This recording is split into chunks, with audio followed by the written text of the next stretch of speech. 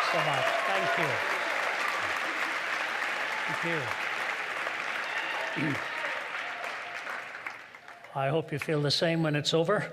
It's good to be with you, a real delight. And to say that it's a comfortable setting in which to stand would be really saying something that's not true. It's happy to be here, a delight to be here, but very daunting a task and a subject before me. The only comforting thing to me is that the MC is called Michael, and my colleague who will help me with the Q&A time is also Michael. So it's nice to have two archangels beside me as I begin a session such as this. I'm just coming off a week of writing. I was in Thailand, where I get away 2 or 3 times a year to just start or finish a book, and so this is the first time I'm speaking about 2 weeks. It might give my voice a bit of a challenge as I begin, but once it gets going, it'll get going, so we'll be all right. I want to tell you as I start that I wish I could say to you that when you begin a subject such as this, you're quite optimistic that you can find some ready solutions. I doubt that. I doubt we'll be able to agree on everything that is said, and I doubt also whether it'll change the course for some. But my singular goal, therefore, is this. Whatever our worldview, whatever our convictions, because a conviction is different to an opinion. An opinion is something that you have a preference for in a sort of hierarchy of options, and you make your choice this way, somebody else makes a choice another way. But a conviction is that which is actually then, in many ways, rooted in your soul. It is in your conscience. And to change a conviction will involve a changing of who you are as a person.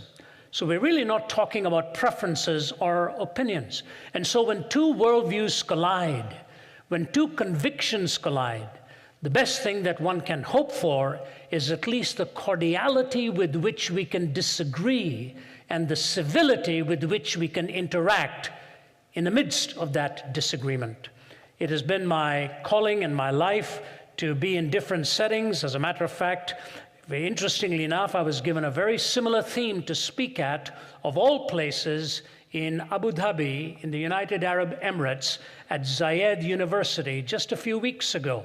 Now, the approach there I had to take was somewhat different because it's a completely different religious worldview, and the issues before them are quite significantly foreign to ours.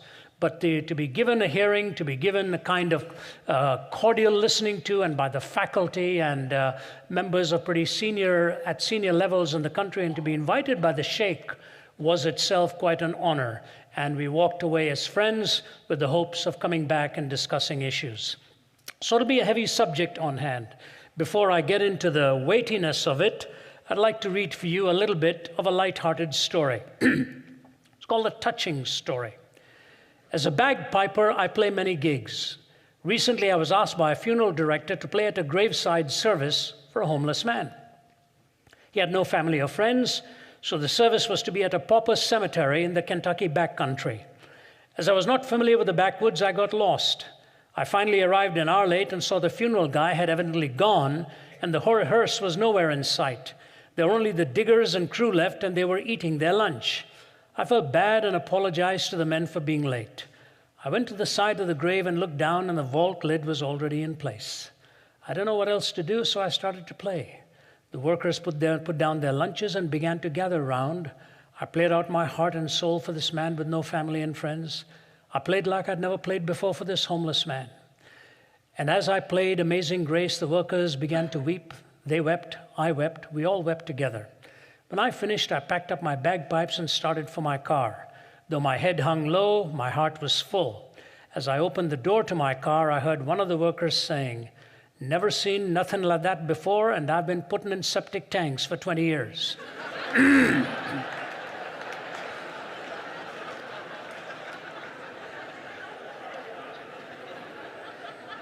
Never seen nothing like that before, and I've been putting in septic tanks for 20 years. What a way to end that with Amazing Grace. You know, there's nothing like being completely out of touch with what is actually going on around you. You may come away feeling rather elated or rather deeply moved or profoundly touched, only to find out you actually said nothing pertaining to what the people were there about. And it can often happen in talks such as these, or in conference especially, where ideas of truth are dealt with, that you can come away saying an awful lot and not getting to the nerve of what it is we really need to address. I hope I don't make that mistake. But my goal will be to get you thinking and to move you in the direction of trying to understand why we even are at a context like this. Why is it that we are in a setting here in the United States talking about tolerance? Maybe 15, 20 years ago, when the issues were being discussed hotly and debated, it sort of set the stage for where we were to get to in these matters. And now the divisions are rather deep. The sensitivities are right at the core, at the outer surface, and it is so easy to offend. And when you do something like that, it is never done with impunity. The cost can be very heavy when wrong things are said with a wrong motive or a wrong attitude, and especially at an academic arena such as this. So I hope I will do my best to at least get you to think in an area that I think is critical for understanding. I'm coming to this from a Christian viewpoint. I am a follower of Jesus Christ. I came to become a follower of him in my teenage years. I go back in my own background. My ancestors came from the highest caste of the Hindu priesthood. They were called the Nambudris from the deep south. In the middle of my teen years, I began a search because of the emptiness that was in my life. I was always in the minority, one way or the other. Christians are a minority in India, 2 to 3%. I was born in the south, raised in the north. There were a lot of sensitivities at that time, ranging all the way from color of skin to language and so on. When I was the age of 20, I moved to Canada. There were only 5,000 Indians in Toronto at that point. Today, there are 500,000 Indians in Toronto. The whole demographic situation has drastically changed. I'll never forget once getting off a plane in Paris when I was doing my graduate work in Chicago with 45 other students. I was the only non-Westerner in that group. So we got off the plane in Paris, and my professor, a renowned professor of philosophy and worldviews and so on, we got off the plane, and as we were going through the immigration there, the man looked at my passport, and it was from India. And he said, "Indians need a visa to get in here. You don't have a visa." I said, "Well, I'm just with the group, sir. I thought I was here on a historic tour of Europe and so on and so forth." He said, "No, we can't let you in." And the toughness that ensued for about 30 minutes as my professor tried to make a plea out of the 45 of us where one was told he could not enter. And finally, my professor did not succeed. For 2 days, I literally sat in the airport while the other 44 did a tour of Paris and the environs, and I had to wait till we got on the plane. And you know, when Tom Hanks did his movie being situated in the airport, if he talked to me, I could have given him an awful lot of lines of what to do for about 48 hours. What do I do after that? Go back and stop buying everything French? Stop eating their cheese? Stop talking about their cuisine? Never walk into a French restaurant? Is that where you react? No, they were living with some laws. I was not aware of them. I'd not dealt with it correctly. I did what I was told to do, but ended up in that situation. And so you find yourself oftentimes on a fringe looking in from the outside. I was that way with life itself. I was not doing well in my studies, and in India, if you don't succeed in your studies, you're really living in a shame-oriented culture. So at the age of 17, I attempted to take my own life. And there I lay in a hospital bed, for the first time really cracking open a Bible on my own. And that's where my spiritual journey began. So as I talk to you tonight, I'm not talking sort of off the cuff. I'm not talking disconnected from the reality of a life that pursues meaning or from coming from a minority background, a minority world. I'm coming to you, hopefully, interacting in a way that we can make sense out of our diversities and our differences and learn to live even with our disagreements. I want to trace for you what I see as the progenitors, the ideas that brought us to this point. And so what I'll do is I'll take an extended period of my talk to set up these 3 moods that came about, I believe, in the 1960s that were forever going to change the West. especially the United States. And then in the last moment, I'm going to hang a small piece of thought on these 3 pegs and tell you what the bottom line is on the struggle. I'll lay the groundwork, set up the backdrop, take you to an applicational mode, and after we finish with that, I will have my colleague Michael Ramsden join me, and we will do our best to answer your questions. Many years ago, Daniel Yankelevich, writing in Atlantic Monthly, was talking about the changes in American culture. And he quoted the sociologist Daniel Bell in defining what culture means. And he said this: culture is an effort to provide a coherent set of answers to the existential situations that confront all human beings in the passage of their lives. Notice again, please. It is an effort to find a coherent set of answers to the existential questions that confront all human beings in the passage of their lives. But then he goes on to say this: a genuine cultural revolution is underway when it makes a decisive break from the shared meanings of the past.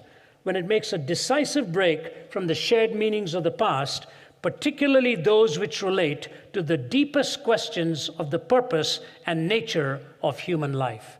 When it makes a decisive break with the shared meanings of the past. Culture, then, when it's looking to find a coherent set of answers to the existential questions that confront all of us in the passage of our lives, that coherence is sought.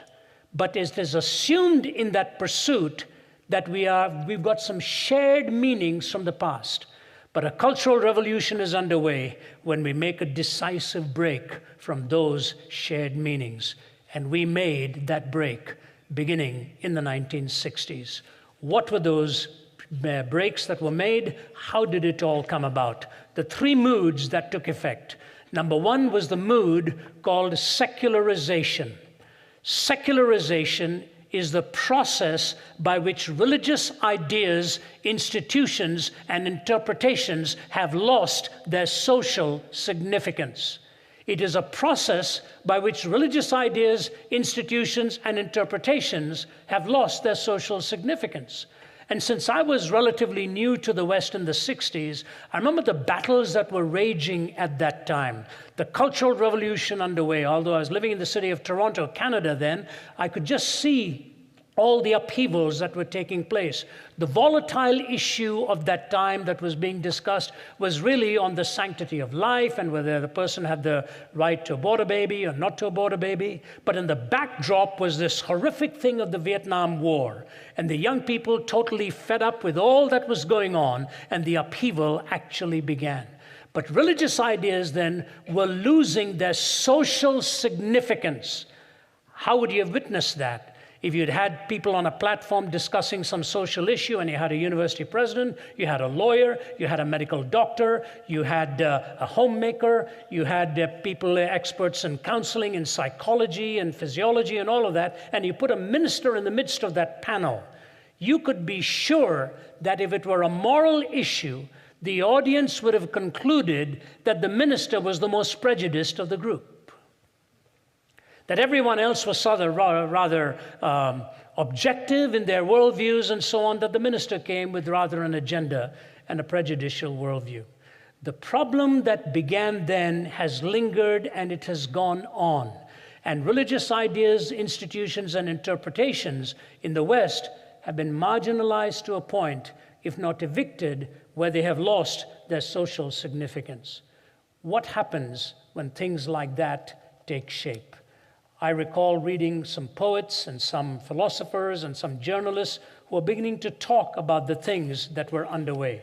One of my favorite writers at that time was a man by the name of Malcolm Muggeridge, and I remember Muggeridge's very profound words when he said this: "It is difficult to resist the conclusion that 20th century man has decided to abolish himself. Tired of the struggle to be himself, he has created boredom out of his own affluence, impotence out of his own erotomania, and vulnerability out of his own strength. He himself blows the trumpet that brings the walls of his own cities crashing down, until at last, having educated himself into imbecility, having drugged and polluted himself into stupefaction, he keels over a weary, battered old brontosaurus and becomes extinct. This was Muggeridge, one-time editor of Punch magazine, talking about how we had created boredom out of our own affluence, impotence out of erotomania, vulnerability out of strength, how we were blowing the trumpets to pull down our own cities, and how we were educating ourselves literally into imbecility, where we were pontificating on ideas not aware of the terrain into which we were literally headed.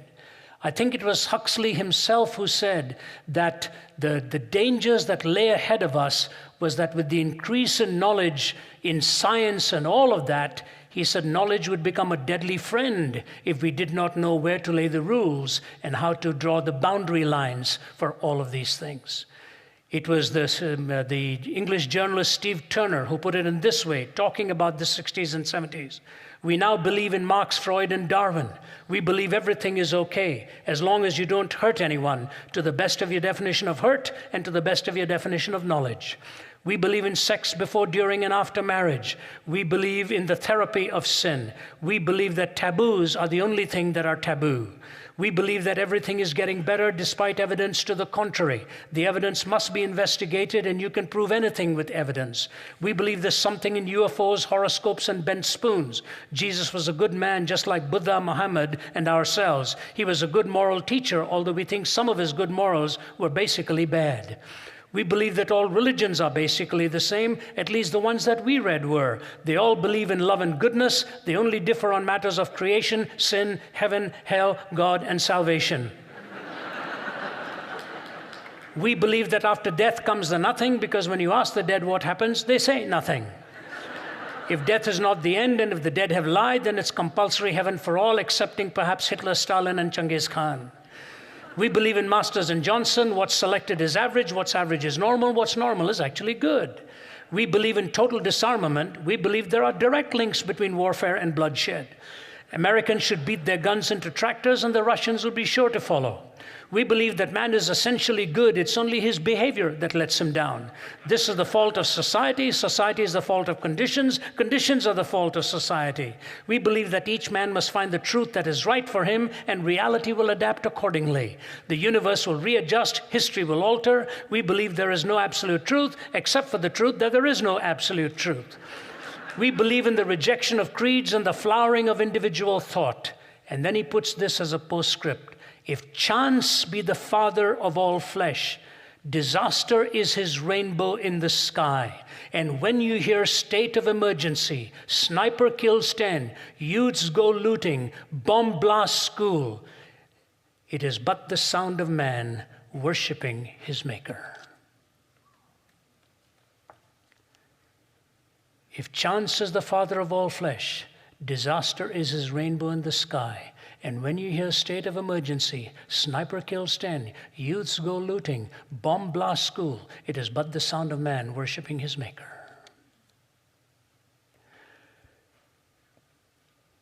Who would have ever thought that we are living today with dangers in areas that ought to have been the safest places in our towns?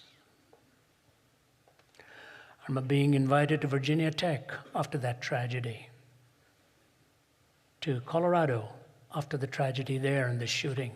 And the day after the shooting in Newtown, we got a call wanting to know, could we come there and help people's lives, try to be put back together.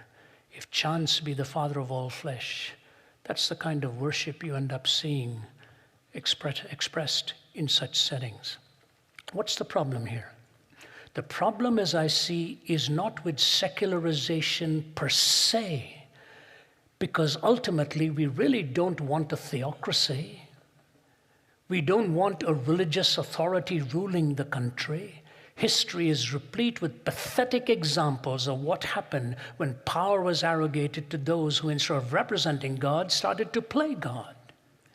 Wherever the church became a state church, the exploitation of the masses became horrendous, and the entire French Revolution, as the lid was tightened and tightened and tightened, as Robespierre and Voltaire began to react, when the lid was blown over, so went religion at the same time, because of how they had seen it as abused, and abused so many of its people at the core. Same thing happened in Germany prior to the Reformation. But if secularization comes to mean the eviction of the sacred in the public square, where it's not given a free chance at its discourse, that's when you run into the big problem of what I call necessary definitions. C.S. Lewis, for example, leads us in a solution here, but let me move back a little bit. In the 1980s, in the city of Atlanta, Georgia, where I make my home, there was a tremendous trial going on for one of the world's leading pornographers. His name was Larry Flynt.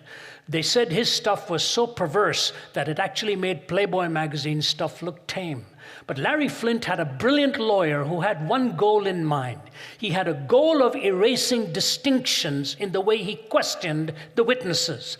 So first of all, it took them over 5 days to find the first member of the jury, because in order to be a member of the jury, Flynt's lawyer did not want you to belong to a church. If you belonged to a church, you could not qualify to be a fair juror in terms of making any judgment on pornography. They finally got that jury together. And when the witnesses were being questioned by Mr. Flynt's lawyer, he would ask them something like this: have you ever been into an art gallery? Yes, sir. Have you ever been into an art gallery where you've had to pay to get into that? Yes, sir. Have you ever been into an art gallery where you've paid to get into it, where you've seen the paintings of undisrobed people by the great masters of art? Yes, sir. Would you please now explain to the jury why you believe that to be art and my client's stuff to be pornographic? And of course, on a witness stand, what are you going to say? You're going to get into a philosophy of art discussion? No, but if you're sitting at a table one-on-one with a lawyer, I thought to myself, if he gave me a chance to talk about this, I would probably have a tough time and would try to. I'm not a philosopher of art by any stretch of imagination, but I did study moralist philosophers and their reasoning and moral theory and so on. And so I would have said something to him like this: do you remember the story of Michelangelo when he began his paintings? And he started to paint disrobed people. His teacher one day looked at him and said, "Michael, why are you doing this?" He said, "Because I want to see man as God sees man." He said, "But you're not God." And a fascinating discussion followed. Point one, worthy of discussion. But point number two, C.S. Lewis's challenge here is so immense. It is something like this. In his philosophical journey to Christ, in an allegorical form, he tells it in the book A Pilgrim's Regress. The reason he calls it regress rather than progress, and this year, by the way, is the 50th anniversary death of C.S. Lewis. He died the same day that John Kennedy was shot. I think Aldous Huxley Lewis and John Kennedy died on the same day, 22nd November 1963. So 50 years have gone by since the death of that great apologist. But in his book, A Pilgrim's Regress, he talks about allegorically how this young man called John was searching for the truth, flirted for a long time with pantheism, and he turned his back upon it, didn't know precisely why.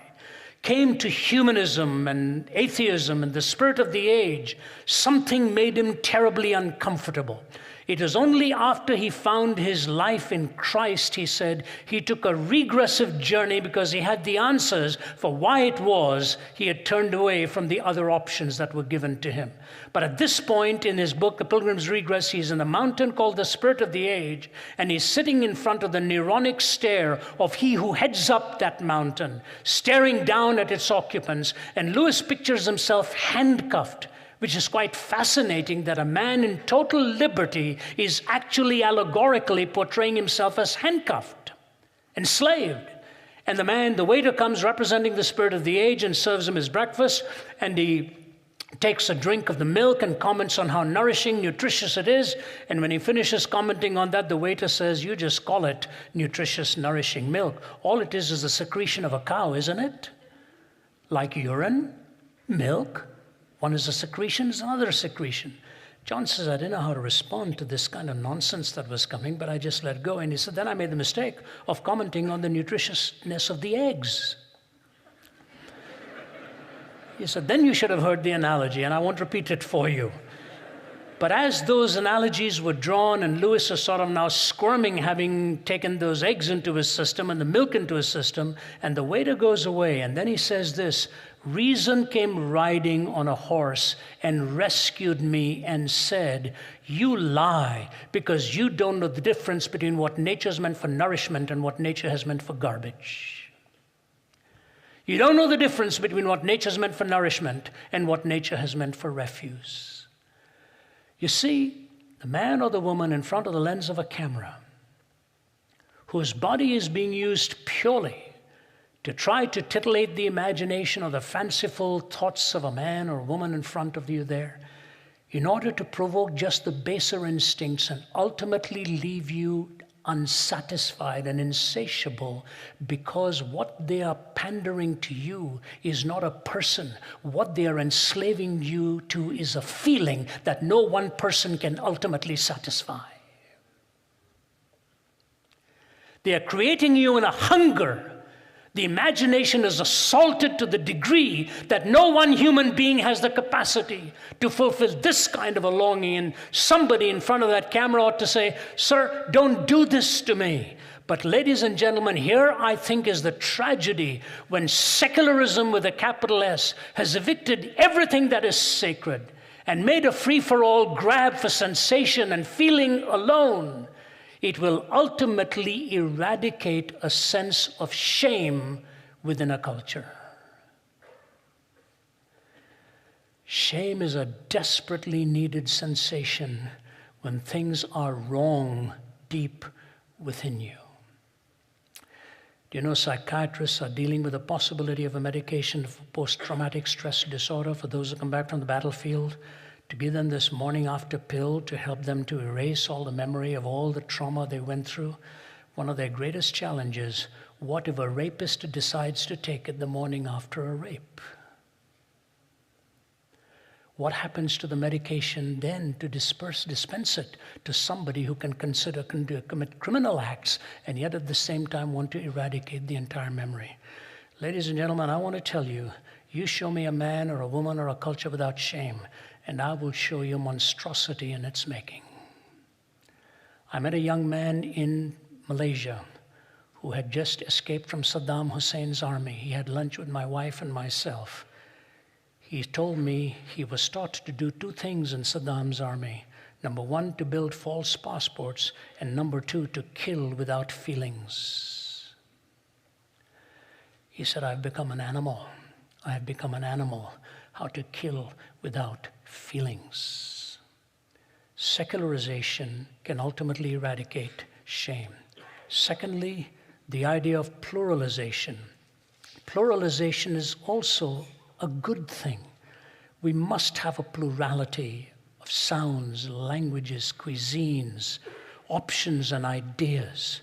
Somebody told me of a Korean who has a fast food outlet selling kosher tacos here in Los Angeles.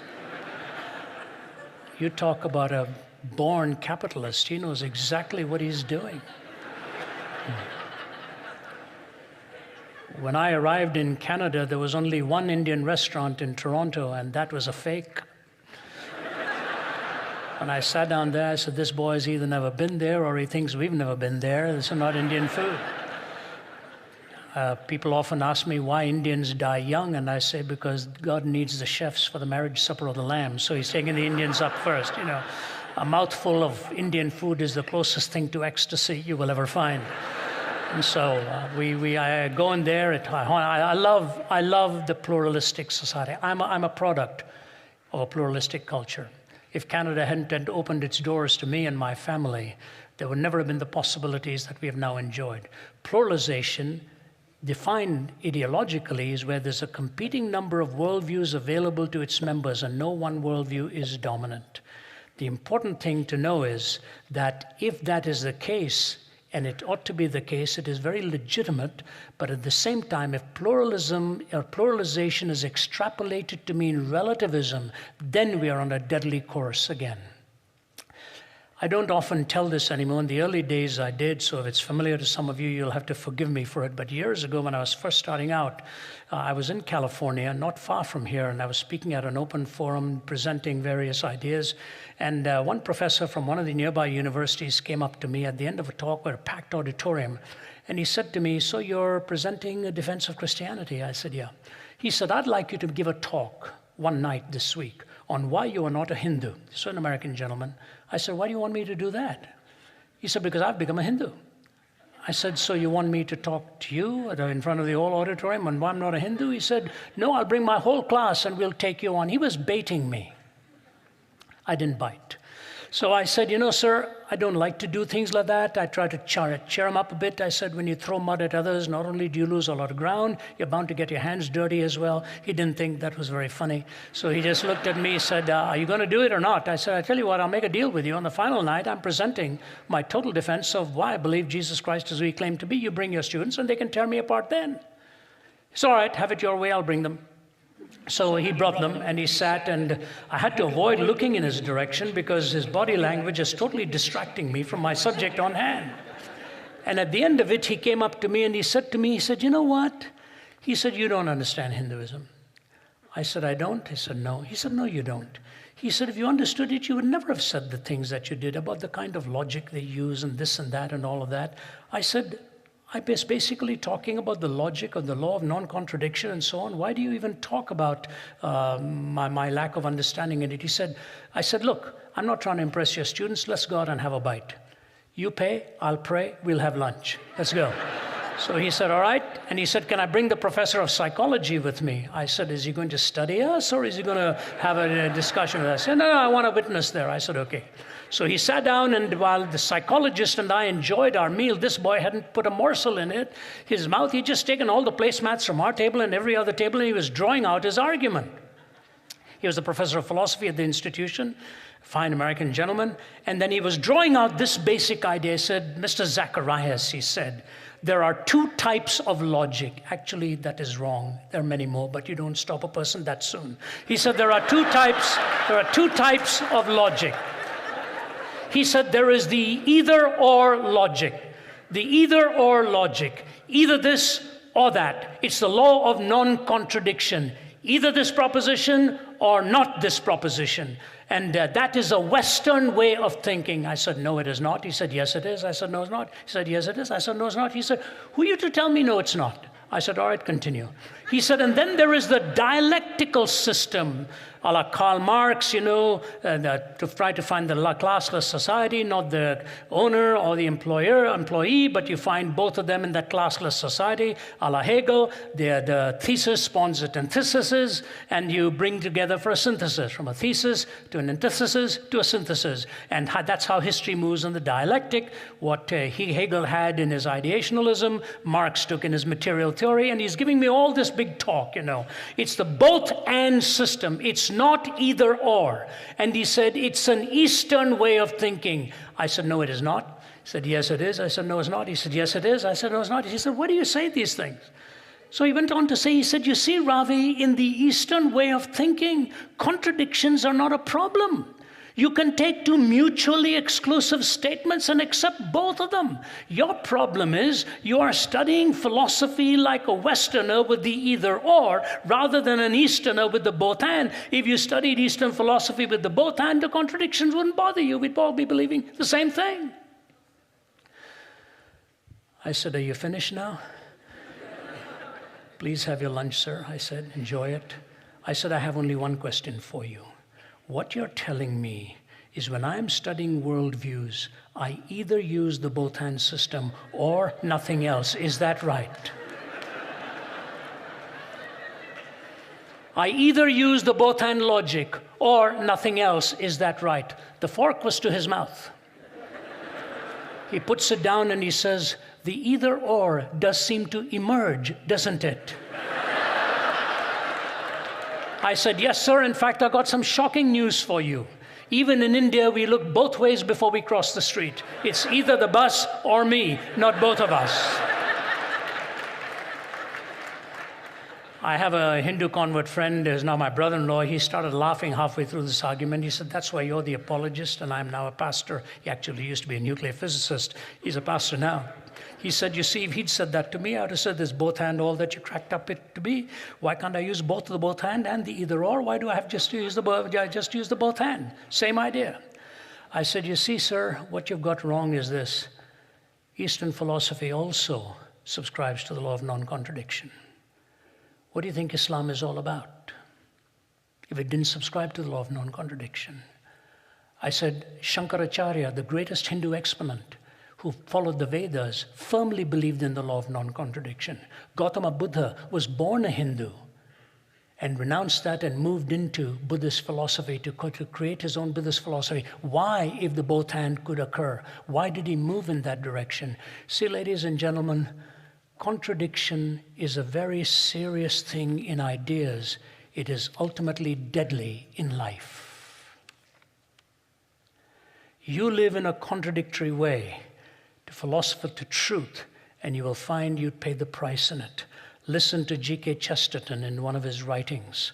The new rebel is a skeptic and will not entirely trust anything. He has no loyalty, therefore he can never be a true revolutionist. And the fact that he doubts everything gets in his way when he wants to denounce anything. For all denunciation implies a moral doctrine of some kind. And the modern revolutionist doubts not only the institution he denounces, but the doctrine by which he denounces it. So he writes one book complaining that imperial oppression insults the purity of women. Then he writes another book, a novel in which he insults it himself. He curses the Sultan because Christian girls lose their virginity, then curses Mrs. Grundy because they keep it. As a politician, he cries out that war is a waste of life, and then as a philosopher, that life itself is a waste of time. A Russian pessimist will denounce a policeman for killing a peasant, then prove by the highest philosophical principles that the peasant ought to have killed himself. A man denounces marriage as a lie, then denounces aristocratic profligates for treating it as a lie. He calls the flag a bauble, then blames the oppressors of Poland or Ireland because they take away that bauble. The man of this school goes first to a political meeting where he complains that savages are treated as if they were beasts. Then he takes his hat and umbrella, goes on to a scientific meeting where he proves that they practically are beasts. In short, the modern revolutionist, being an infinite skeptic, is always engaged in undermining his own minds. In his book on politics, he attacks men for trampling on morality. In his book on ethics, he attacks morality for trampling on men. Therefore, the modern man in revolt has become practically useless for all purposes of revolt. By rebelling against everything, he has lost his right to rebel against anything. This contradictory way of thinking, you see, in secularism, if it leads to a society without shame, society cannot survive. In pluralization, if you abandon the law of non-contradiction, you ultimately lose your way in reason. Loss of shame, loss of reason, secularization and pluralization, which brings me to the third, privatization. And by the way, my work in Cambridge University was in the Romantic poets. I love poetry. I love to see how the poets oftentimes grapple with reality much more than those who do merely as philosophers or in prose. I had a wonderful time yesterday with your great Professor Lowenstein, and we were talking his love for literature and law, of course, and my love for literature and philosophy. We had a great conversation talking about the poets and the great writers in literature and so on. But I remember the rock group in the 70s, I think, King Crimson rock group, they wrote one something like this: Cat's Foot, Iron Claw, neurosurgeons scream for more, from paranoias, poison door, 21st century schizoid man. Blood rack, barbed wire, politicians, funeral pyre, innocents raped with napalm fire, 21st century schizoid man. Death seed, blind man's greed, poets starving, children bleed, nothing he's got, he really needs, 21st century schizoid man. Take a note now. The walls on which the prophets wrote is cracking at the seams. Upon the instruments of death, the sunlight brightly gleams. Will no one lay the laurel wreath as silence drowns the screams? Between the iron gates of fate, the seeds of time are sown and watered by the deeds of those who know and who are known. Knowledge is a deadly friend when no one sets the rules. The fate of all mankind, I see, is in the hands of fools. Confusion will be my epitaph as I crawl a cracked and broken path. If we make it, we can all sit back and laugh, but I'm afraid tomorrow I'll be crying. no reason, no shame. Privatization leads you ultimately where you are compelled in your spirit to sever your ties with your deepest commitment of the soul and relegate it to the private world. You daren't bring it into the public world. If you'd told me 40 years ago that the America of today would be here the way it is, I would never have believed it. I've just flown in from Bangkok, Thailand 2 days ago. I use a little apartment there where I write my books. And as I arrived late at night all by myself, and the security guy takes me to the elevator and he presses the button and the doors close, I look at a wall. May you know the joys of Christ this Christmas. And may you have a blessed New Year, Thailand. They are 98% Buddhists. Years ago, I remember arriving in Beijing and going into the Forbidden City on a cold January day. It was the first week of January. I walked and walked. You go through, I think, 7 portals. And all of a sudden, past the 7th portal in the Forbidden City in Beijing, just past Tiananmen Square, you walked in there. And as I walked past that last portal, Starbucks. And a sign outside Starbucks, Merry Christmas. Try that here these days.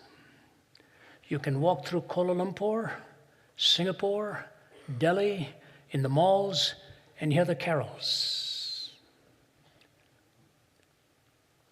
You try playing a carol in a school here, and the American Civil Liberties Union will be after you. Last year, in one school in New Jersey, they prohibited even the instrumental versions of Christmas carols because the children knew the words, and the words would be triggered in their mind, which would bring religious thoughts into their thinking. Come on. Tolerance? Is it that intimidating? If I look at a man who is a Muslim man and I said to him, you know, hope your Ramadan is going well to you. I wish you a good Ramadan these days. Am I succumbing to his faith? Is it that hard to wish people a Merry Christmas? So even Thanksgiving is now Turkey Day, which may be more reflective of what's becoming of us rather than what the season is really all about. What's happened? To take away that which is the sacred most thing within your heart and relegate it to the private world. Do you know what happens then? You end up without meaning. This is the single expression of our time. When I was 17 and tried to take my own life, I was not independent in my thinking. There were many others who were in the same category.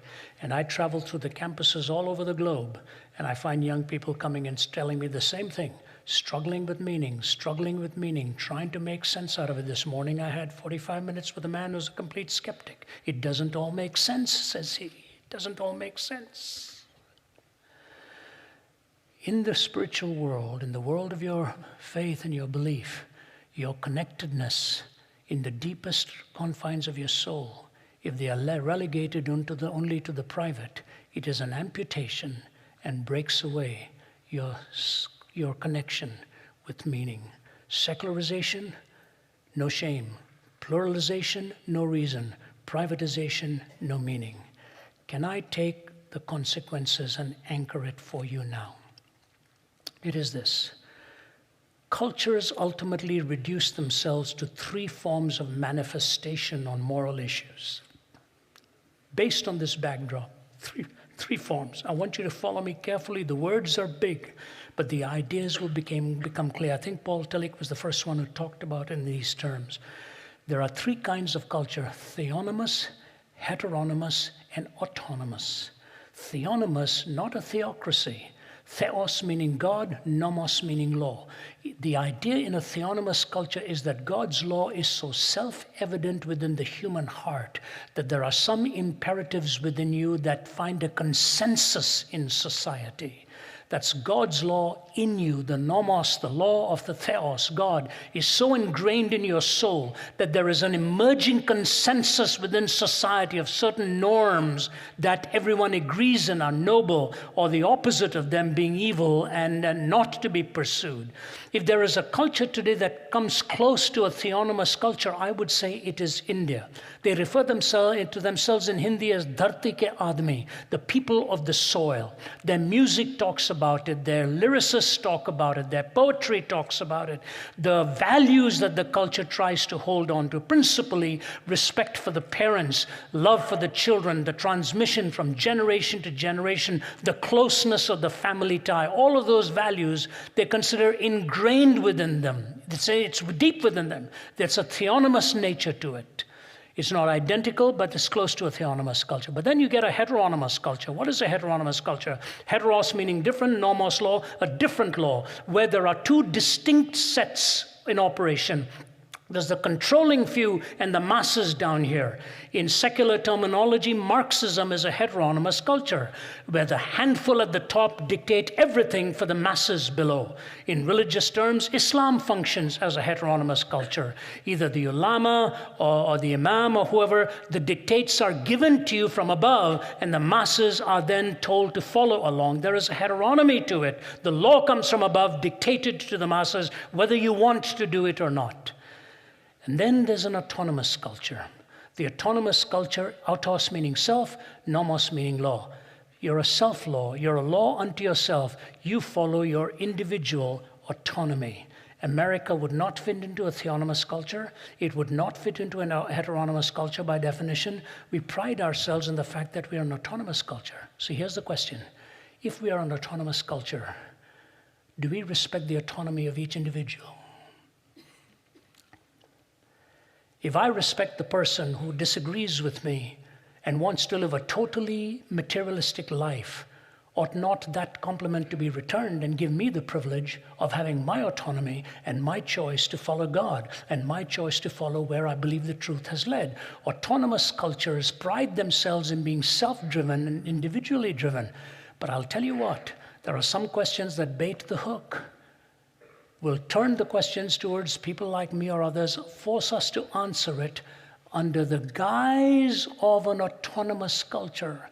But the moment my view is not in keeping with the view that wants to be heard, it's switched into a heteronomous culture, and I'm dictated to and told this is exactly what I need to believe and not what I actually believe. This bait and switch that has taken place is striking, absolutely striking. So we don't go with the theonomous culture here. We don't go with the heteronomous culture. We claim to go with an autonomous culture, but autonomous cultures need to be mutually respectful. And I think what the Duke of Edinburgh once said, he said, freedom can be destroyed not only by its retraction, but also by its abuse. And so I'll leave you with two thoughts. In the first one, I'll do a little bit of a voice play here, not in any way to be unkind, but because it was so beautiful and so sweet, so sweetly done. In the 1980s, when the Cold War was still on, my wife, a couple colleagues, and I were invited to go to Russia. So we're in Moscow. Quite a cold day, foggy day, and we went in. My host said, "Would you like to have lunch?" I said, "Sure." So we had lunch, and things were pretty sparse then. Everything was a different consistency of mayonnaise. Mayonnaise bound this, mayonnaise bound that. Mayonnaise may just make you feel full. But you know, people were struggling. You looked at the empty shelves and you said, what are we to mock that? So the waitress was a lovely Russian gal, bilingual, and she spoke in a sweet voice, and we finished our lunch, and then she leaned over very nicely and said, "Would you like to have some dessert?" So my host said, "Well, things have changed. We can also have dessert." I said, "Oh, that'll be lovely. What do you have?" She said, "Ice cream." We said, "What else?" "Ice cream." I said, "Oh, okay. Yeah, we'd like to have some ice cream. What flavor would you like?" We said, "What flavor do you have?" "Vanilla." We said, "Any other flavor?" "No, vanilla." So the man on the left said, "Would you like to have vanilla ice cream for dessert?" I said, "Yes, we would." He said, you know the genius? She actually walked away from here thinking she gave you a choice of desserts. That's what this game of tolerance can become. We're actually given the idea that we have a choice. Is it true? It ought to be true. And that's why Os Guinness is right. He thinks civility is a better word than tolerance, where you may learn to accept what another person believes, but you don't have to celebrate it, and in civil manner, you disagree. A cartoon I saw years ago with Dennis the Menace sitting in front of his lemonade stand. Sign, all you can drink for 10 cents. So a little guy stops and puts up his 10 cents, and Dennis the Menace takes the glass and pours a wee little bit into his glass and gives it to him. In the next frame of the cartoon, he's looking bewildered, saying, what? You know, in the third frame of the cartoon, Dennis is saying, I says it's all you can drink for 10 cents. That's who says it's all you can drink for 10 cents. Is that what tolerance is becoming? We tell you what it all means. That's who tells you what it all really means. I hope not. Daniel Yankeliewicz's article ended by the survey of many American couples, and he ended by saying the stakes are high. If you feel it is imperative to fill all your needs, and if these needs are contradictory or in conflict with those of others or simply unfillable, then frustration inevitably follows.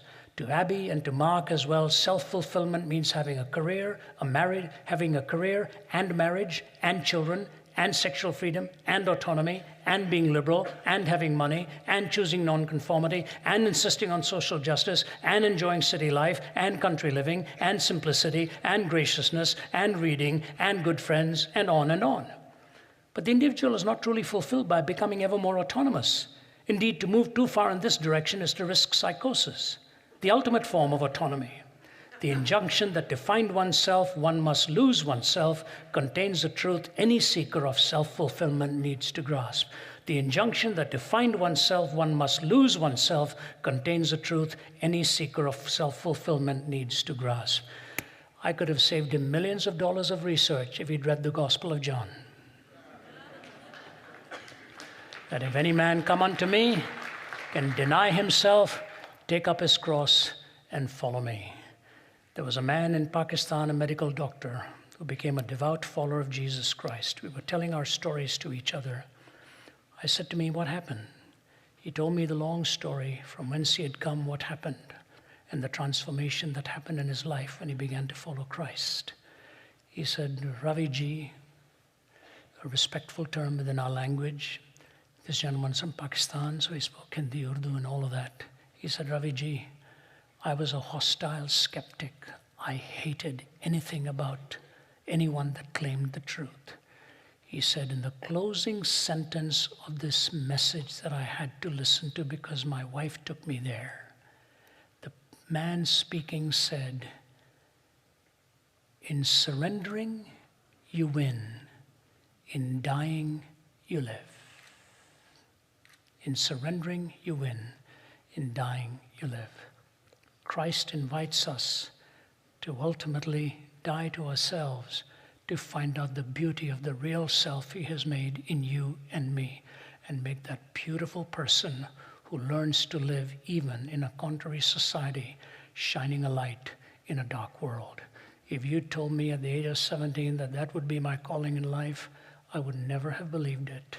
But what God did in transforming my heart, in changing my hungers, in making me the person he wanted me to be, I have not looked back over these decades and found the fulfillment and joy and meaning, and consider it a great privilege to be living in America now and having the opportunity to raise my family here, to make a living, and to be able to share the love of Christ wherever we go. And I thank you at UCLA for giving me this opportunity. God bless you.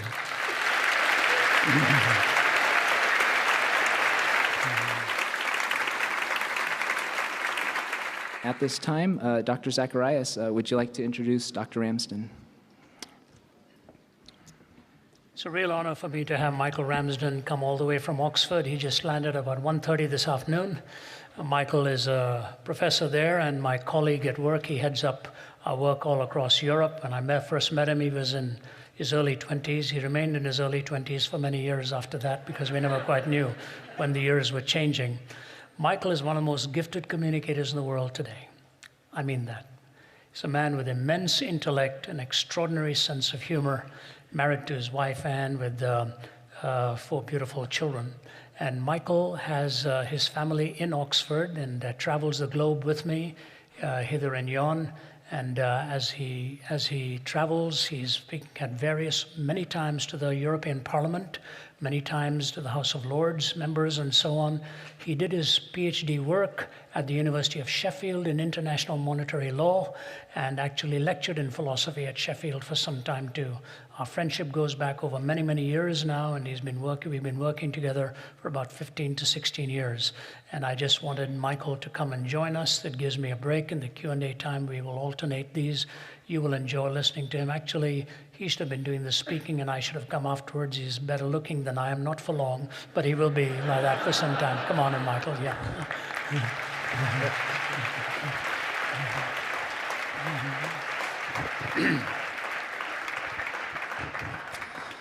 At this time, those who wish to ask questions may make their way to the microphones here at the front. As they do so, I will start off the Q&A by reading our first text-in question.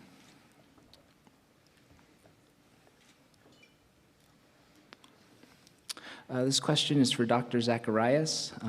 Why did you try to end your life at 17? What about Christ made you want to live on?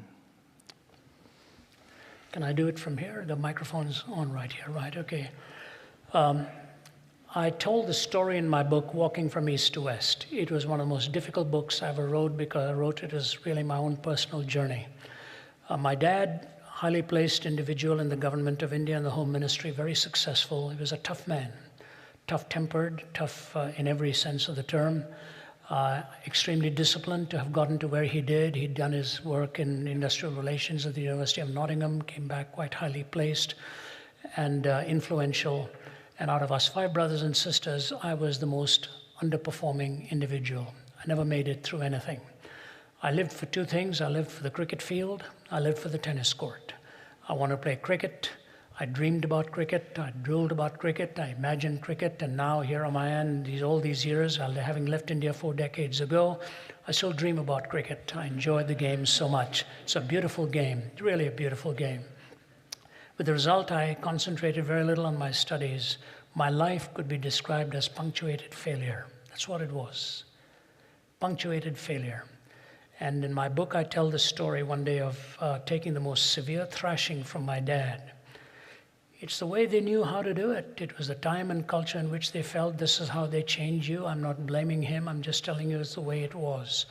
If my mother hadn't intervened, I think some bones would have been broken. The results would have been very costly. I was a very slender kid, small kid, and my dad really took it out on me that day. And the more I pondered this, I thought to myself, why?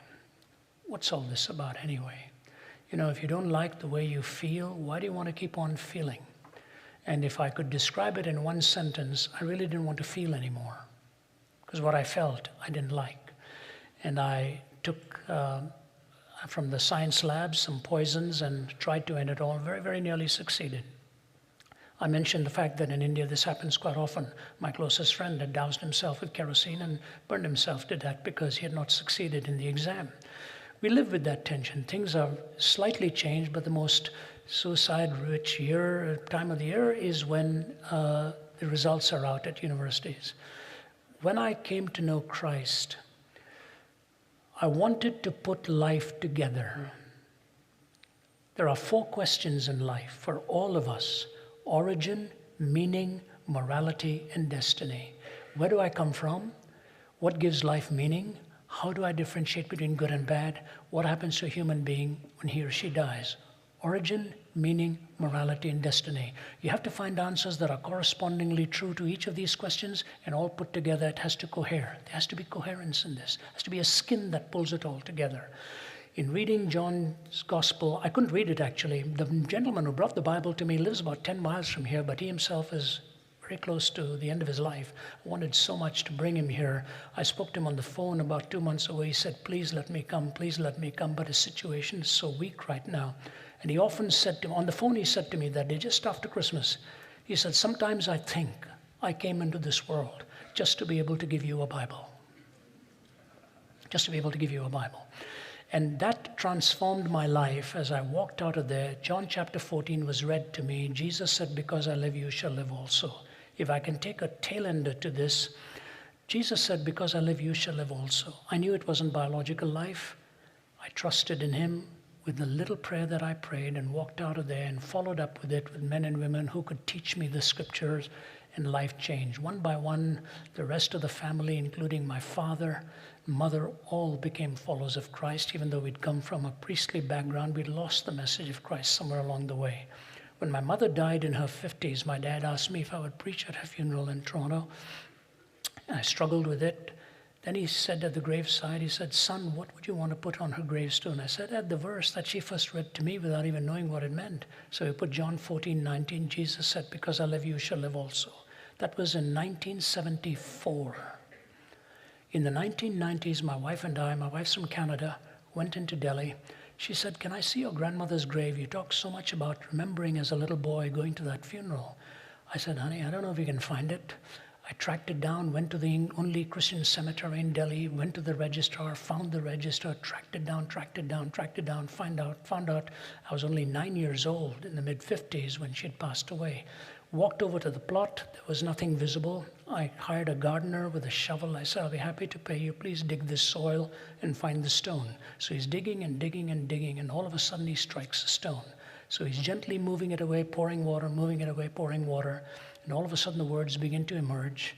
The name of my grandmother, the date of her birth, date of her death, and then these words. Jesus said, because I live, you shall live also, John 14:19.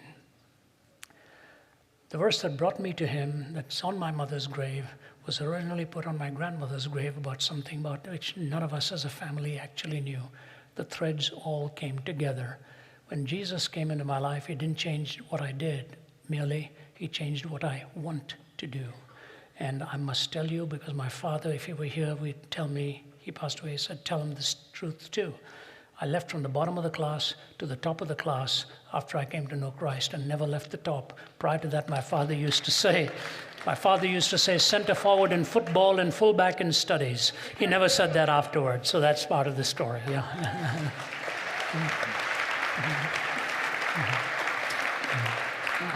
At the far microphone? Yeah, go ahead. Is this thing on? Oh, there we go. All right. Thank you very much for being here. I'm a longtime listener, big fan of both of your work, Ravi, your ministry. Thank you very much. Back to the topic of intolerance. I wonder if you care to discuss intolerance on the personal level versus intolerance on like the institutional level, because it seems that intolerance on the personal level, it's like, oh, okay, you know, I can walk away and I won't see that person again, and that's that. But when it gets into the institutions, whatever that may be, whether it's, you know, the local Rotary Club or the government or anything like that, you know, quite a hierarchy. Just wonder if you care to discuss that a little bit. I was going to ask Michael to say something on that, but I'll say something tougher for him. Yes, and I think, and Michael, please feel free to pitch in here. My response would be fairly brief on that. I have found no better way than to sit down with the people, institutions. Evil does not run through the heart of institutions, it runs through the heart of people, men and women. It doesn't go through states or governments or organizations, it runs through the heart of every man and every woman. If I find somehow that there is something dishonorable here, I'll sit down and talk to the individual. Go and see the powers that be. The best you can do is voice and say, look, this is what's happening. I don't think this is right. I don't think this is fair. If the reverse were done, I don't think you would tolerate it very much either. So I ask you, sir or ma'am, would you please consider looking into this subject and changing the reality for us who feel victimized by an institutional pattern here? And I'll be most grateful to you. Thank you for just giving me these few minutes of talking to you. You build that relationship gradually, but you never do it by lawlessness or anarchy or rudeness or disrespect. You do it by drawing the best instincts out of people. And I have found some of the toughest of them change just by a period of relationship. Whenever I go into and stay in any hotel where I go to a race, I'll always go and ask to meet the manager. I'll go and meet the front desk person. I'll go and meet the maitre d', introduce myself. I say I'm here for the week. I look forward to enjoying this hotel and so on. And you know what? Through the middle of the week, they'll come to you and ask you if there's anything they can do, anything they can serve you in. It works that way even in institutions. Befriend the powers that be, and you'll be surprised how some of them will open up and say, even though this is not what I would like to do, my respect for you, I will do it. This gets more serious in academic subjects, theses, dissertations. You can find yourself being marked out because you're not sharing the ideas that one wants to share. You just have to be wise how you move in this and endure the tedious journey, and you do it in an honorable way. In the end, you will find truth will win out. Thank you.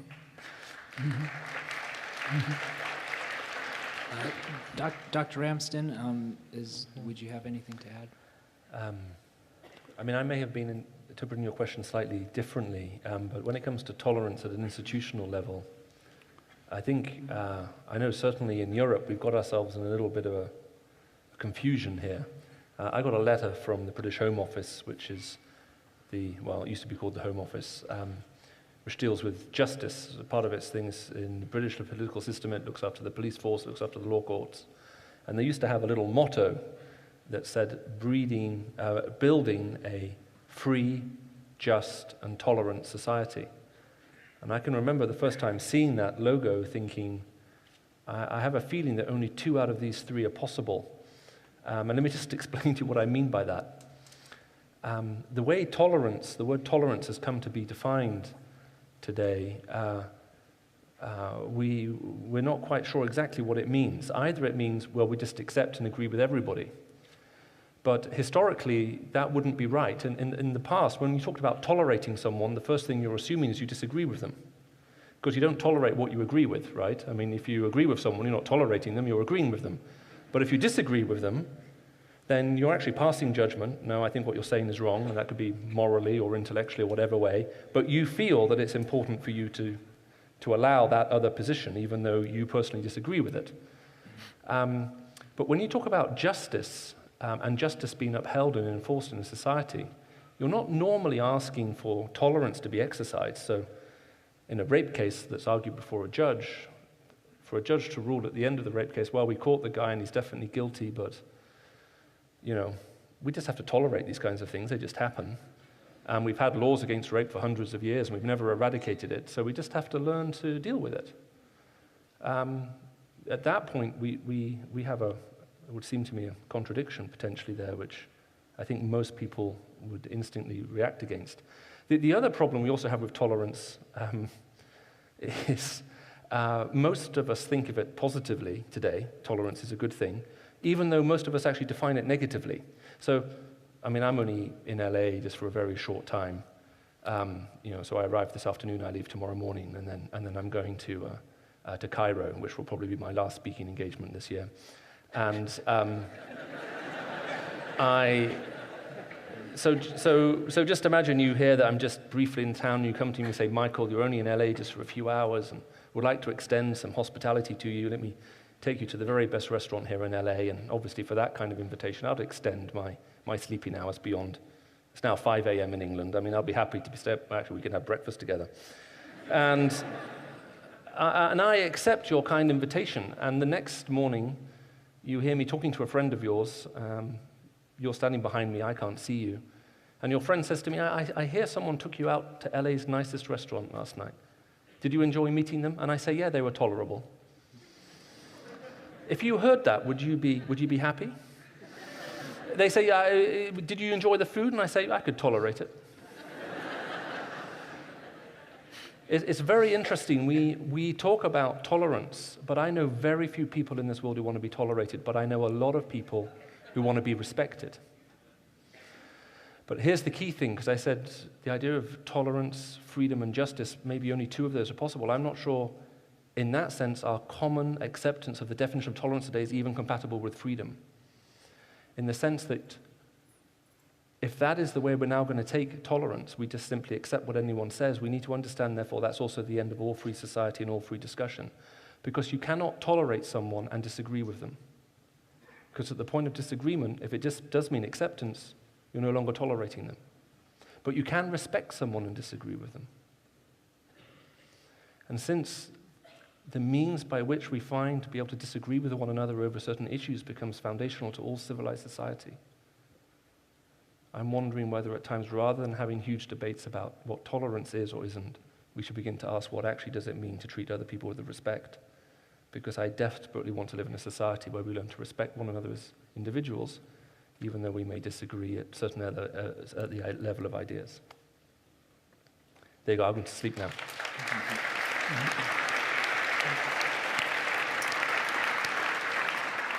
We'll take another live question over at the other microphone. This question is for both speakers. If the transformative power of Jesus Christ is so great and it's the only way to live an abundant life and to never thirst again, how come we do not see more Christians living this transformed, abundant, spirit-filled life? Please. That's a really good question. If you would like to give me a list of names and addresses of all the hypocrites you know, I will be happy to go and pay some visits. I think your question is a very fair one. I think, as a matter of fact, I think it's more than fair. I want to be careful how I phrase this, because I'm part of the church. That's part of my identity. Ever since I myself became a Christian. But it does seem that the Bible has some very challenging words for the church. And as a matter of fact, just before coming up here, I was just reading through a speech that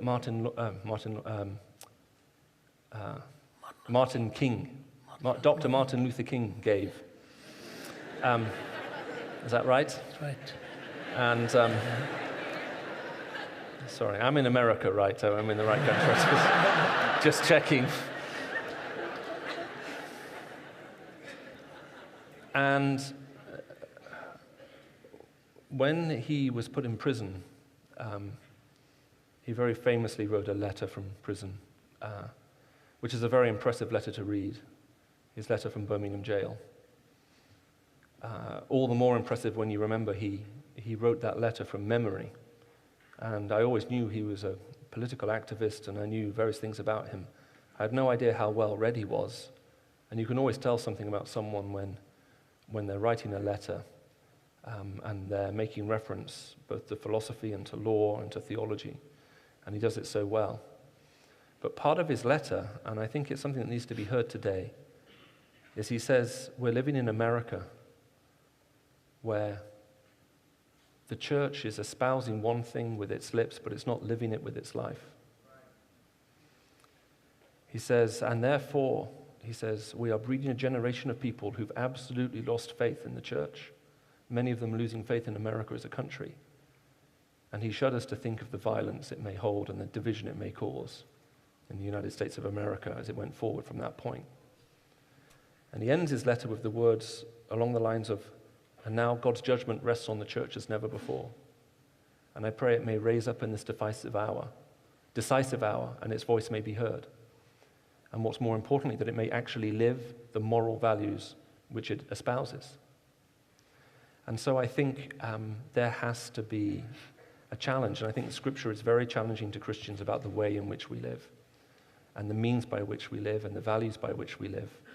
And I'm going to have to confess that I think in the Western church, we've excused ourselves from a lot of that, and we've claimed comfort and convenience as being the highest ethic, rather than the principle of laying down your life in service for others.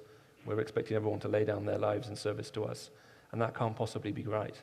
I think Ravi Ji would probably agree with us and say, I know my experience is when I'm visiting when I'm with the church in very poor parts of the world, when I'm visiting the church in parts of the world where you can be killed for simply becoming a Christian, the church I meet there is often very beautiful, very attractive, very humble, and very clear, both in its message and in its lifestyle.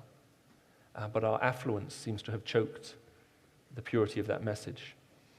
And so I think we need, if you like, a challenge to the church. And if you are a Christian here today, I think maybe one of the challenges, since we're talking about tolerance, would be that we are called to live a thoroughly uncompromised life. Now, it's maybe sad that when most people in this room, if you were to close your eyes and imagine a thoroughly uncompromised Christian, someone who was totally uncompromising in their Christian faith, we would immediately think of someone who is very harsh, very difficult, and very unpleasant to spend time with. But the Bible invites us to pass judgment on everyone who claims to be a Christian. And part of that judgment, we're told, is to look at the fruit of their life. And the fruit of their life, we're told, for everyone who claims to follow Christ should be love, peace, patience, kindness, gentleness, self-control, and so on. So let's be thoroughly uncompromising about that. Let's just make sure that in no area of our life are we compromised in such that our lives are sending a message that will be inconsistent with the fruit that we're told to bear as Christians. So I think we may need to fall in love all over again with what it actually means to be a Christian, if you indeed are. And if you're not a Christian, if you've been put off by Christians, please don't reject the possibility of genuine life change and what it genuinely means to follow him, because you've encountered a few fakes. And it seems, especially in America, there's a lot of money to be made by faking it. Indeed, one friend I know who was training for the ministry said here, people will give a lot of money to authenticity, and if you can fake that, you've got it made. And maybe we just need to be maybe a little bit more, I think we do need to be more challenging with ourselves and also as members of the church, with the church, to say, does this look like Jesus said it should look like?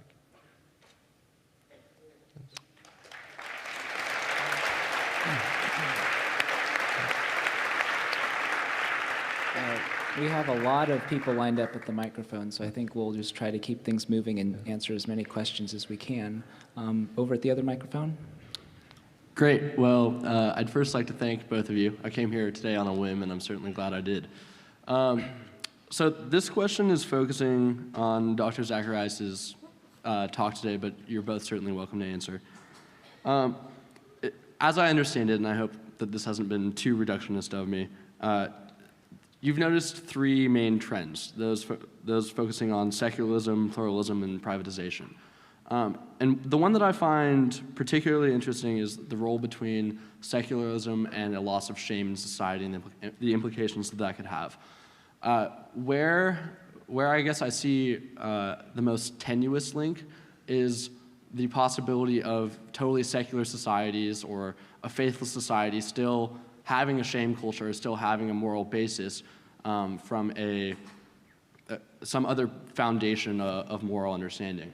I'd just like to hear from both of you what role you think faith has, what role the church has in maintaining morality, and if there is the possibility for that still like moral reasoning in the absence of faith. Again, it's a great question. The most important word, I think, that we need to bear in mind is that the word sacred ought to define what morality means. Because Jesus Christ really did not come into this world to make bad people good. He came into this world to make dead people live. Moral rectitude and moral uprightness can be held by many, but if a person in themselves think, I'm morally so good that I really don't need God, it's the most seductive form of morality, which ultimately leads you into some kind of arrogance or self-aggrandizement. I remember yesterday, Professor Lowenstein and I, when we were in conversation, he made the comment that humility is the characteristic he sees so lacking in our society right now. And when you're humble before God, you recognize the need to be transformed. You recognize the need that you cannot pull yourself on. You're up by your own moral bootstraps. Every major religion of the world I want you to hear me clearly now. Every major religion of the world is a works religion. Hinduism, Buddhism, Islam, Sikhism, Baha'ism, Jainism, all of them. You can take every one of them, it has to do with works. In Islam, your entrance into paradise is dictated by your good deeds outweighing your bad deeds. In Hinduism, every birth is a rebirth, and it's on the basis of karma, all that went on before. And your karmic cycle keeps going till you can break off this cycle and attain nirvana or moksha or whatever they want to call it. In the Christian faith, you first of all come, not by virtue of moral capacity, you come by the gift and the grace of God, who offers you forgiveness, and you come just as you are in all of your failings. When the prodigal son comes home in that tremendous parable, it is so counterintuitive within Eastern culture. This boy took the father's money, spent it at a whim, plundered his life, did everything wrong, and he's gone. And now he decides he's going to come home. In Eastern culture, the father would never go out. He's been wronged. He would have to wait till the son came and literally threw himself at his feet and begged for mercy. But in the way Jesus tells the story, the Eastern father would have immediately sort of perked up his ears. The father leaves the porch, leaves the home, runs towards the son and embraces him and receives him. This my son was lost, is found, was dead, is alive. So morality is good living, is the fruit of your conversion and your commitment to Christ. It is not the means of your attaining salvation and attaining rightness in the sight of God. So what are the 10 Commandments all about? They were all about the fact that life is sacred, your word is sacred, your marriage is sacred, your time is sacred, your giving is sacred. And in the sanctity of life, these expressions come. But the 10 Commandments came after the Exodus. Redemption precedes righteousness. It is never the other way around. So God takes a life, puts that life back together, and gives you the fruit of what Michael was talking about. What does the church have to do here? I think the church has to teach us that that inner transformation is desperately needed. Let me say this very carefully. Listen to me carefully now. Malcolm Muggeridge said, "The depravity of man is at once the most empirically verifiable fact at the same time that it is the most intellectually resisted." The depravity of man is the most empirically verifiable fact at the same time it's most intellectually resisted. If a man is stealing nuts and bolts from a railway track, says D.L. Moody, and you send him to university, at the end of his education, he will steal the whole railway track. Some of the biggest crimes that have been committed against humanity sometimes have been committed by high officers and high success stories. Depravity is here. Transformation, redemption, righteousness, and worship. That's the sequence. Morality alone will never get any one of us anywhere. It may make for some kind of existence, but it doesn't deal with the root of the problem, which is the rebellious heart that needs to be corrected and the heart that needs to humble itself before God. That's my word to you.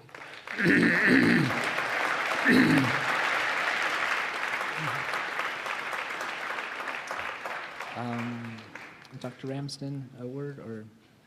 Well, no, I mean, I agree with everything that's been said, and I think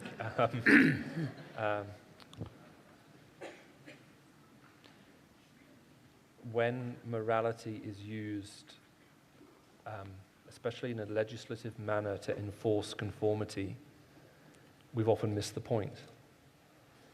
The question has to come, is it actually possible to see transformation from within and a new hunger and a new desire? If that is true, at that point, what the morality is doing is governing the nature of your relationships, as opposed to just simply being something which you feel compelled to do. Because all relationships are morally governed. You can't be in friendship with someone you don't trust. And the friends are those who you feel are committed to you, and you understand that commitment to you in moral terms, in terms of their faithfulness and their goodness to you and all of those kinds of things. And so we need to bring some of that back, I think, into the vocabulary, as Dr. Zacharias has been saying. Great. We'll take another text-in question at this time. This question is for both Dr. Zacharias and Dr. Ramsden. What do you say to those who cannot believe in God because suffering exists and cannot believe that a good God would allow suffering? I would say that's a very good question. Well, maybe just a couple of things, because that's the kind of question that actually demands a very long answer. It might be the case for some people that when suffering comes, it's not simply the case that it may drive them away from God per se. It may simply be a catalyst that reveals to them what they actually thought about God in the first place. So if you find yourself caught up in suffering, you may, for some people, they'll find themselves driven into the arms of God because they believe he's there and he cares. And to others to walk away from the idea of God because they believe either he isn't there or he doesn't care. And so sometimes suffering simply acts as that catalyst. Let me suggest 3 possible things to turn to if you're interested. One of my colleagues, Vince Vitale, who is at Oxford, who's a philosopher who teaches with us, has done his whole doctorate on suffering.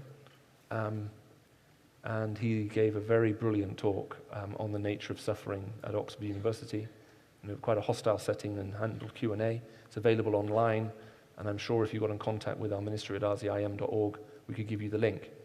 Another one of my colleagues, also at Oxford, who's a professor of mathematics, was speaking down in New Zealand shortly after the earthquake there, which devastated the city. He stood in a ruined building, addressing people who'd all lost family members in that great tragedy, and tried to address the problem there on ground zero. And I also know that Dr. Zacharias is also all the way back to the time when you were in Columbine High School. I know there was a whole series of talks recorded there, one of which was simply why.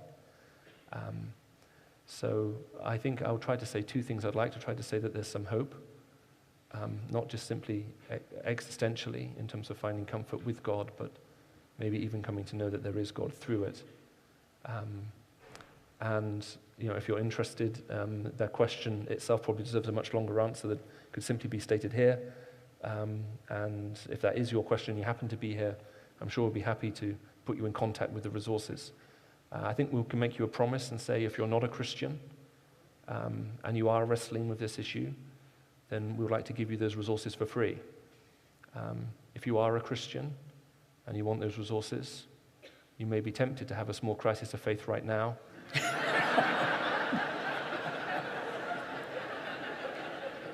And claim those resources for free, and to you, we'd just like to remind you there will be a day of judgment and accountability. So those aren't for you. Well, Michael, I'll take 2 quick stabs at that. Michael was an answer to prayer for long suffering for many, many years, yeah. We travel together and he keeps us all entertained. His wife has only 2 words all the time while we travel. It's, oh, Michael, oh, Michael. And there he comes one after another. There's 2 sides to that question.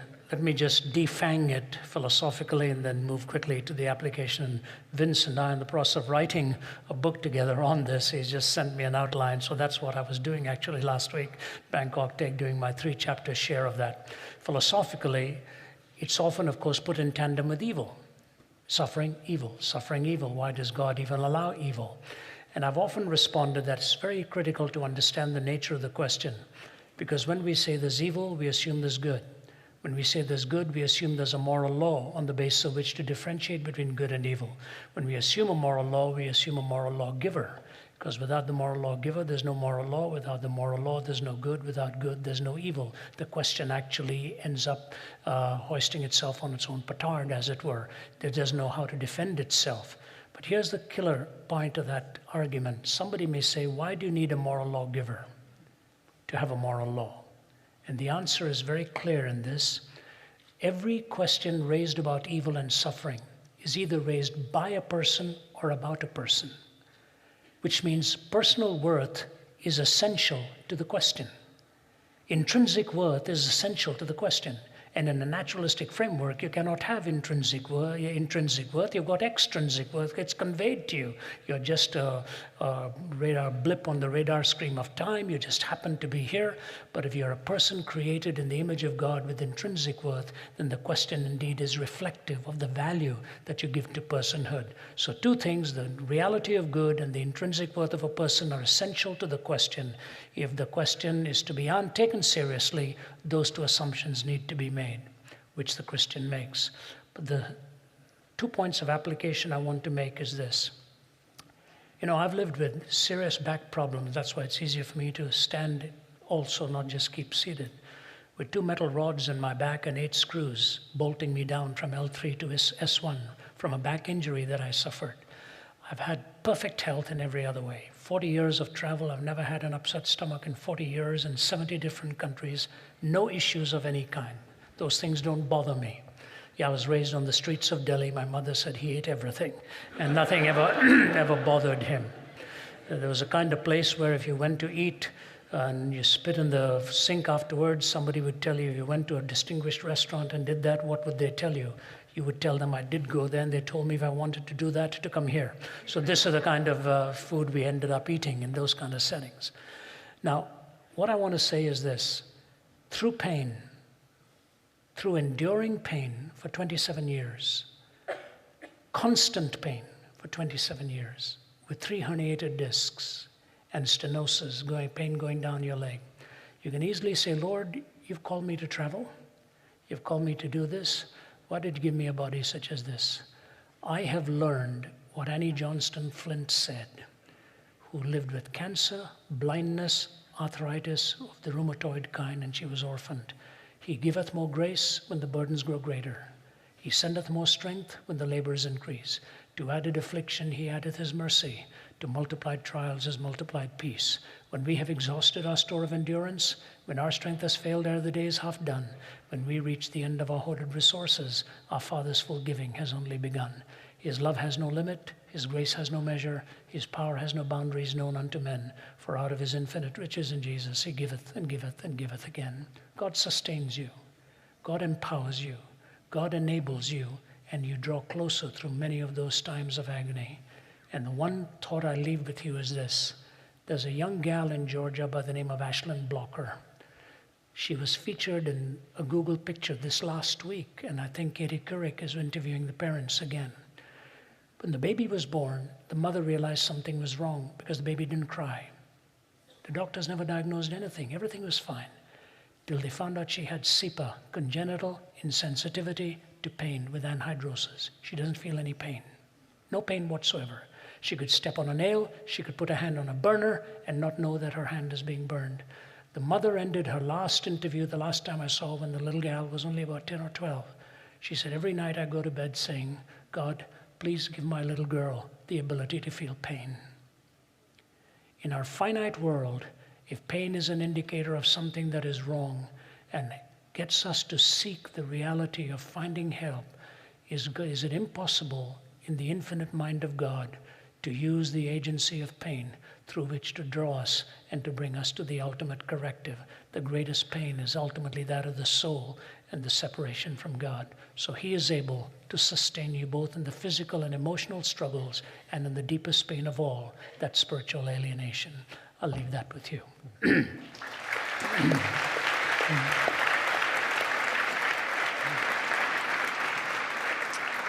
At this time, I think we'll be taking our last question, unfortunately, and we'll do it over here at the microphone.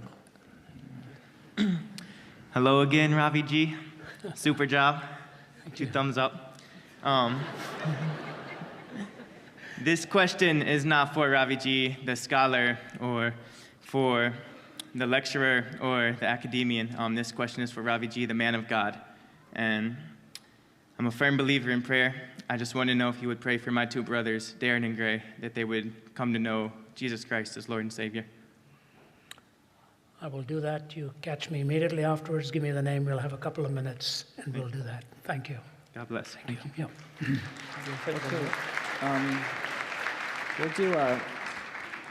We'll do one more. I think we have. Go ahead. Don't worry, I'll keep this brief. Well, I really respect what you're doing, but I just coming here out of a whim. I was just curious. You speak of tolerance and respectful discourse, and I really want to believe in that. But I was just curious as to your opinion on having what we could say as a respectful discourse as far as like LGBT rights and stuff like that, where it seems like a certain ideology would be have a strong conviction on that, and I want to know what would be a good way to get a good, respectful conversation going for more progress in that regard.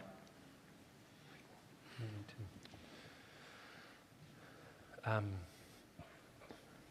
mean, this has become obviously a very big issue, partly because, I think for a variety of reasons, and it certainly isn't helped by the shrill voices on both sides of the debate who actually make having any kind of discourse or conversation even harder. I'm aware a little bit, when I was speaking last in the US at Texas A&M in December, these questions came up, and I had some quite extended conversations for 2-3 hours after the meeting with a certain group of people. They'll talk about it with me, and this is issue they wanted to discuss with me.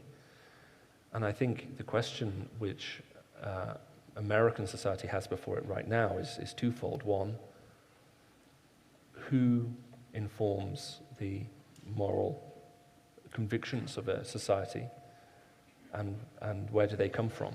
Now, historically in the States, you've been very heavily influenced by the Christian faith and by the Judeo-Christian ethic. And what seems to be happening now is a question of whether that's actually the ethic that American society wants to embrace and to have. So that's going to be a conversation which is going to have to happen here, I guess, both politically as well as within academia and with every level of society. And I think that conversation should be encouraged. I think the next question will then be, what does it mean to have disagreement, and within a civil society, how do you allow that kind of diversity? Now, what I do find interesting about the debate is this. Both in ancient Greece and in Rome, in those societies, homosexual relationships were seen as being purer and higher than heterosexual ones. So the culture as a large had the conviction that homosexual love was of a purer and nobler form than heterosexual relationship. And even if you were married, having a homosexual relationship on the side was seen as being, and openly was being seen perfectly acceptable.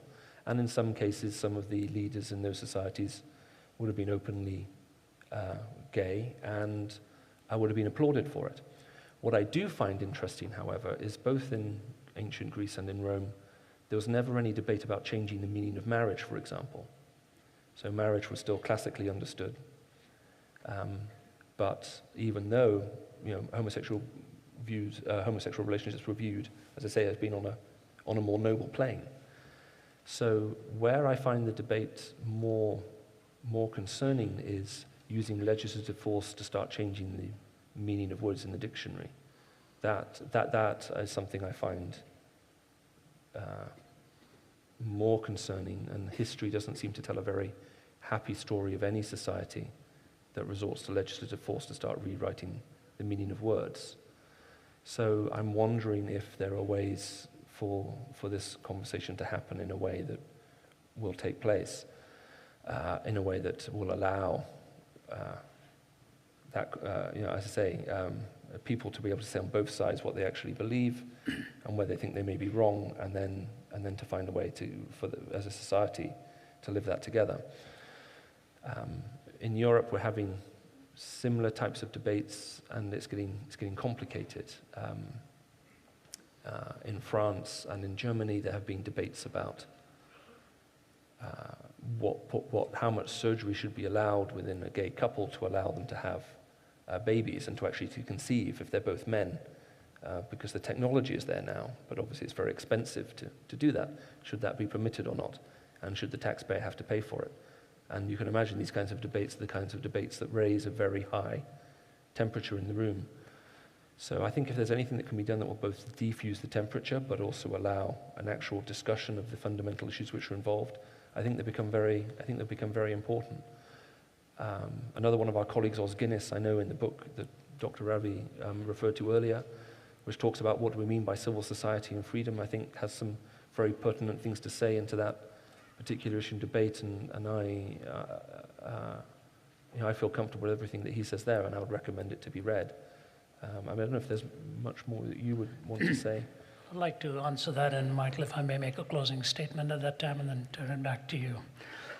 I want to thank you for that question, and I know in an audience like this, there'll be many, many diverse views, certainly polarizing views on it, and so if you're here tonight of a different view and you hold to that firmly, I want to thank you for coming. I want to thank you for giving us a hearing, because it must take a lot of every ounce of your own strength to be seated there listening to maybe a worldview that you're not comfortable with, because it may challenge some of your own worldview or however you want to live your life out.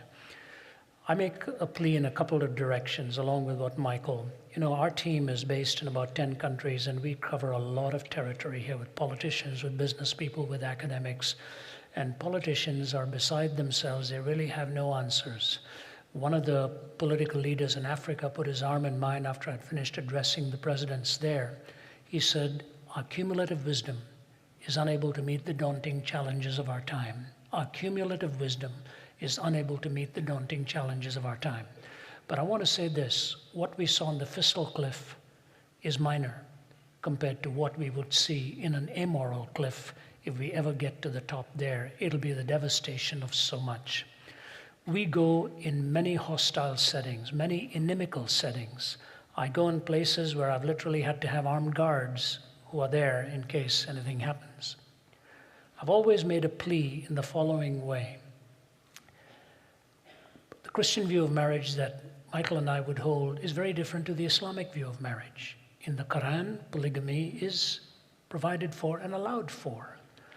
And it is mandated by their rules, but you can have a polygamous marriage. My own view of that is going back 5,000 years with Abraham, that became one of the factors in which it has created 5,000 years of turmoil in what happened in that household by virtue of what happened in that polygamous relationship and the offspring. And the blood that has been spilled for 5,000 years started as a war between two half-brothers over who had the right to the father's inheritance and spiritual inheritance and so on. But that has not kept Muslim people from inviting me to speak there. Michael is heading out to Cairo next week. This year I was in so many Islamic countries, and I've been in Islamic universities, the Islamic University of Malaysia, one of the oldest Islamic universities, with the sheikh sitting in front of me for a 1.5-hour open forum. I have a differing view on the sanctity of marriage to theirs, but they allow us to come and speak. Same with Buddhists. Buddhist monks have a different view of marriage than the Christian does. So also with the Catholic teaching on celibacy in the ministry. We don't hold to that as Protestant, evangelical Christians and so on, but that does not keep them from inviting us. We go and speak, and cordially we discuss, we disagree, and if we disagree, we do so not compromising our convictions. We'll speak in any settings. I spoke at the Mormon Tabernacle, the first non-Mormon to be invited there in 104 years after D.L. Moody to speak at that.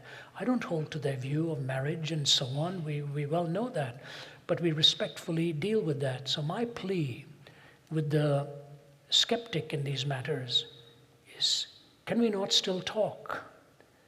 Can we not still hear one another? Can you not give the Christian the chance to defend what it is about the sanctity of marriage that we actually see and why it is we hold that view? And wherever society ultimately goes, in an open arena of question, truth will ultimately triumph. Truth will win out, and the lie will be shown for what it really is. We are committed to be followers of Christ, and we will preach His word, and I thank you for giving us that opportunity. Let me just close with this simple illustration. Last year, after 40 years of travel, I experienced something that I hadn't experienced in a long time. I was invited to preach at the Angola prison in Louisiana, which has 5,300 hardcore prisoners. 85% of them are on life without parole. 45 of them are on death row. And you walk in and see 22, 23-year-old men who will never leave the prison, never walk out of there. and they jammed the auditorium when I was there to speak and address the issue of grace and forgiveness and redemption. When you walk past death row, you just go by there and they'll reach their hand out and they will grab your hand and ask you to pray for them. The chaplain, the warden who was there, a man by the name of Burl Cain, the girth of a southern sheriff, he walks like that, you know. He told the prison that he would come if they would let him do it his way. It was the bloodiest prison in the country. Blood marks on the walls, blood marks on the carpets. When you were checked in, you were given a knife to defend yourself. Today, it's the safest prison in the United States after a few years of Burl Cain being there. Bible verses all over the wall, all over the wall. And just before these guys go into the anteroom for their last meal, before they go to the execution, I'll never be the same after seeing that execution chamber. I could not handle it. When they tell you the stories of what happens there, you just walk away from it. But I'll never forget sitting at that table, thinking what must go through the mind of a man as he's about to go to the execution table. But I looked up at the wall and there was a painting painted by a prisoner of Daniel in the lion's den. I said, "Who painted that?" The warden said, "A prisoner." I said, "Why?" He said, "He painted it telling the man about to be executed, you could still be rescued. Don't give up." And then I said, "What if it doesn't happen?" He said, "Look at that wall. Elijah with his chariots of fire taking the person to be with his Creator." And so the artist who was in prison said, if you're not rescued this way, you will be rescued that way. In every cell is a Bible. And the chaplain and somebody said, if we had more of these in our schools and our colleges, we'd need less of these in our prisons. The transformation of these minds and the men. When I left there, I got into the plane and we were silent, the five of us, silent. We just saw how tragic life can be, but what redemption can actually do, the transformation of a life. And that, only God is big enough to do that. And I pray if you've never come that way to Him, you'll give Him a chance in your life. And if you're an honest skeptic, keep hungering. For the Bible says, you shall search for me and find me when you shall search for me with all your heart. I hope we have the privilege of coming back here again. My thanks to everybody in the Veritas Forum for organizing and putting this together.